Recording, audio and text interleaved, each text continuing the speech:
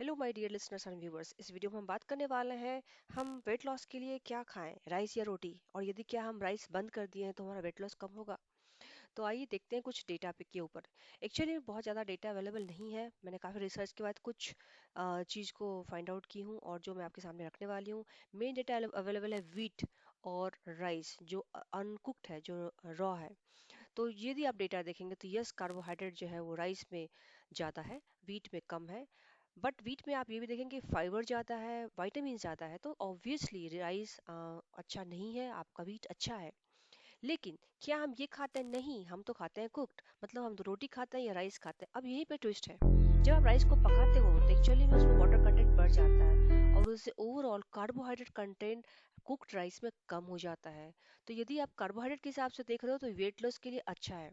But बात आती है ग्लाइसेमिक इंडेक्स की। यदि आप व्हाइट राइस खा रहे हो तो ग्लाइसेमिक इंडेक्स तो आपका घटने वाला नहीं है। कार्बोहाइड्रेट तो घट गया पर ग्लाइसेमिक इंडेक्स का क्या, ये तो नहीं घटने वाला है।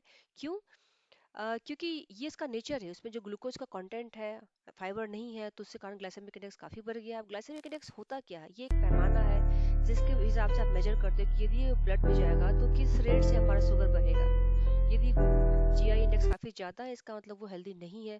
तो आप जैसा कि टेबल में देख सकते हो, व्हाइट राइस काफी हाई है, 70 to 90 है, ब्राउन राइस कम है। तो यदि आपको राइस खाना ही है, आपको व्हीट सूट नहीं करता, तब ब्राउन राइस खाइए।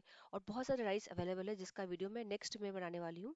आप राइस खा सकते हैं अच्छे से कुक करके, और हेल्दी वाला राइस खाइए, ब्राउन राइस खाइए, ब्लैक राइस खाइए। तो ओवरऑल जब राइस को कुक करते हैं तो उसका फर्क नहीं पड़ता। वेट लॉस के लिए आप राइस खा सकते हो। ये मैं सोचे कि हम रोटी बंद कर दिए तो मतलब हमारा वेट लॉस आराम, मतलब रोटी खा रहे रोटी बंद कर दिए हैं या फिर राइस बंद कर दिए हैं तो कुछ फर्क पड़ेगा। एक्चुअली ये रिसर्च हुआ है, उन्होंने क्या किया, दो ग्रुप बनाया। एक ग्रुप को उन्होंने दिया रोटी, और एक ग्रुप को दिया उन्होंने कुक्ड राइस। बट राइस को देखिए, उन्होंने दाल दिया, सब्जी दी, सलाद दी, ऑल द फाइबर्स। अब क्या हो गया, राइस में फाइबर कम था तो फाइबर आ गया कहाँ से? दाल से, वेजिटेबल से।